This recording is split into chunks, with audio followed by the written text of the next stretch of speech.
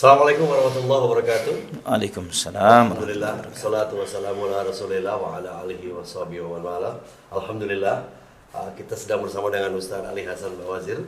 Gimana Ustaz? Sehat Ustaz? Alhamdulillah, walillahil hamdu wal minnah. Alhamdulillah. Dan salah satu bagian dari belajar Islam ini tentunya kita akan ketemu dengan saturisasi dan polarisasi yang banyak Ustaz. Iya.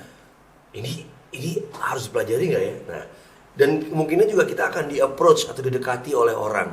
Iya. Nah, bagaimana suatu saat ketika ada pendekatan-pendekatan aliran khusus yang terdengarnya ini baik, menyebut sahabat-sahabat Rasul, tapi sebenarnya mereka membacakan atau memberikan kejelekan-kejelekan tentang sahabat-sahabat, tentang Abu Bakar, tentang Umar bin Khattab, tentang Utsman bin Affan. Kenapa kejelekan-kejelekannya yang diangkat? Nah, kita tahu bahwa ini adalah satu paham tertentu, Ustaz. Iya. Gimana cara kita membentengi diri, Ustaz?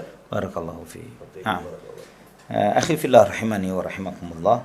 Alhamdulillah, akidah Ahlus Sunnah wal Jamaah sangat lengkap dalam mengajarkan kepada kita bagaimana kita berakidah dan berkeyakinan baik tentang Allah Subhanahu wa taala, baik tentang Rasulullah sallallahu alaihi wasallam, tentang sahabat, tentang Ahlul Bait dan yang lain sebagainya. Bagi siapapun yang mengklaim dirinya Ahlus Sunnah wal Jamaah, maka mesti dia harus membekali dirinya dengan ilmu akidah yang cukup. Ya, dengan belajar akidah, dengan hadir majelis-majelis ilmu dan duduk dengan seorang guru yang memiliki kemampuan yang mendalam dalam akidah Islam, dan kemudian mempelajari dari sumber-sumbernya yang otentik dari Al-Quran dan hadis Nabi SAW, bukan hanya sekedar ikut-ikutan.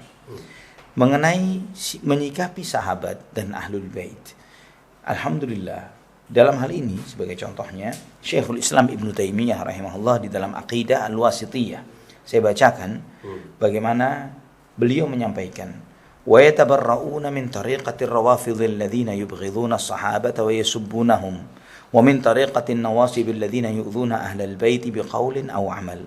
Bahwa Ahlus Sunnah wal Jamaah mereka berlepas diri dari caranya orang-orang Syiah Rafidhah, orang-orang Syiah yang mereka ini membenci para sahabat dan mencaci dan mencela mereka. Dan Ahlus Sunnah juga tidak seperti orang-orang Nawasib. Nawasib ini kontraproduktifnya Syiah Rafidhah, yaitu mereka yang menyakiti dan yang menyakiti Ahlul Bait dengan ucapan dan perbuatan. Wa yumsikuna amma syajara baina sahabah, dan mereka menahan diri, tidak berbicara, tidak terlalu mempermasalahkan tentang perselisihan yang terjadi di antara para sahabat. Dan mereka berpendapat, kata Syekhul Islam, bagaimana kita menyikapi diri kita, menyikapi orang lain yang seringkali menyampaikan hal-hal buruk tentang para sahabat radhiyallahu anhum.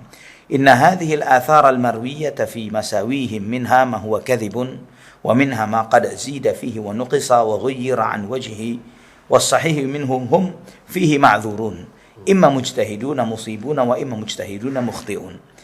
Dan sikap kita menyikapi berita-berita yang diriwayatkan tentang keburukan para sahabat, kata Syekhul Islam, bahwa banyak dari berita-berita itu adalah berita-berita bohong, tidak benar.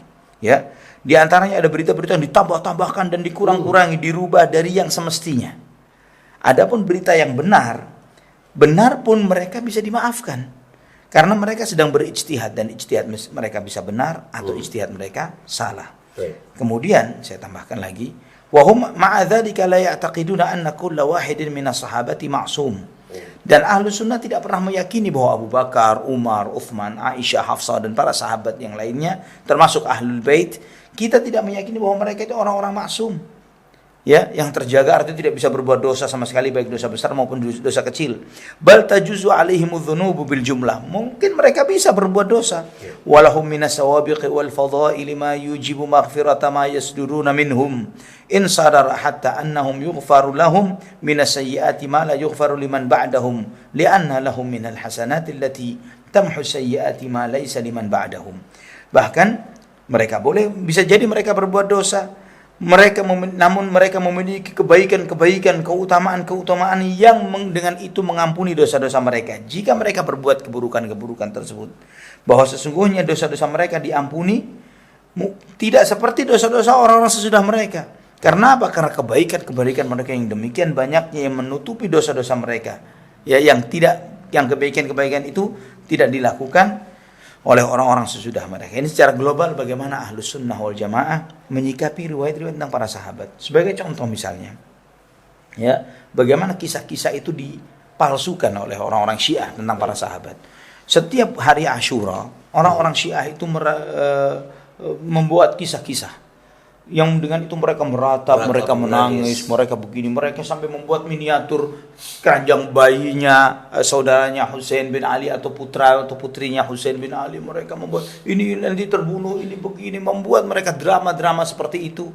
Ya, kemudian mereka membuat drama bagaimana Umar bin Khattab mendobrak rumah Fatimah dan Fatimah yang menahan pintu itu sampai pintunya itu jebol, kemudian Fatimah terjatuh tertelungkup dalam keadaan hamil yang kemudian keguguran, ya, dan maka bayi itu namanya Muhsin, dan terus demikian. Ini kebohongan Syiah, ya. Mereka tidak bisa membawakan satu pun riwayat, sedikit pun riwayat untuk membenarkan kisah ini. Tapi mereka dengan kebohongan ini mereka menceritakan di majelis mereka sambil meratap, sambil menangis, ya, tentang kebohongan, tentang detailnya peristiwa Karbala. Dan kemudian mereka melabeli dengan mengatakan bahwa kita menghidupkan sunnah Nabi. Sunnah Nabi yang mana yang mereka hidupkan? Sunnah Nabi yang mana? Apakah sunnah Nabi meratap? Sunnah Nabi menangisi jenazah cucu beliau? Nabi SAW pernah menyikapi adanya salah seorang paman beliau, Hamzah bin Abdul Muttalib, mati syahid, dibunuh oleh orang-orang musyrikin Quraisy pada perang Uhud. Ya, apakah Nabi SAW mengajarkan untuk meratapi hari matinya Hamzah? Ya. Tidak ada sama sekali. Bagaimana mereka menisbatkan hal ini sebagai sunnah Nabi SAW? Ini mereka berdiri, agama Syiah ini berdiri di atas kebohongan, ya. Dan kemudian mereka membangun di atas kebohongan, dan kemudian mereka berdakwah di atas kebohongan. Allahul musta'an. Tapi klaim mereka adalah, Ustaz, kalian tidak tahu banyak tentang kami tidak seburuk yang kalian bayangkan. Iya. Satu, mereka selalu mengatakan hal itu. Nah. Dan yang kedua, jika ini adalah sebuah ancaman buat kita, ya, apa yang harus kita lakukan supaya kita tidak terkontaminasi ajaran-ajaran sesat? Salah satu di antara sekian banyak ajaran sesat. Nah, ketika mereka mengatakan bahwa kami tidak seperti yang Anda bayangkan, ceritakan diri Anda apa adanya kalau mereka mau. Ya. Tapi mereka ahli taqiyah, dan mereka mengakui mereka adalah ahli taqiyah, dan mereka menjadikan taqiyah itu artinya kebohongan, menyembunyikan keyakinan yang sebenarnya dari diri mereka adalah bagian dari agama. Bahkan mereka mengajarkan bahwa itulah ajaran Rasulullah, ajaran Ali bin Abu Thalib, ajaran Hasan, ajaran Husain radhiyallahu anhum ajma'in. Bahwa mereka bertaqiyah. Lucunya, kita tanya kepada mereka, jika benar Ali bin Abu Thalib bertaqiyah, Hasan dan Husain bertaqiyah, padahal mereka hidup di masa kejayaan Islam, mereka taqiyah dari apa dan siapa?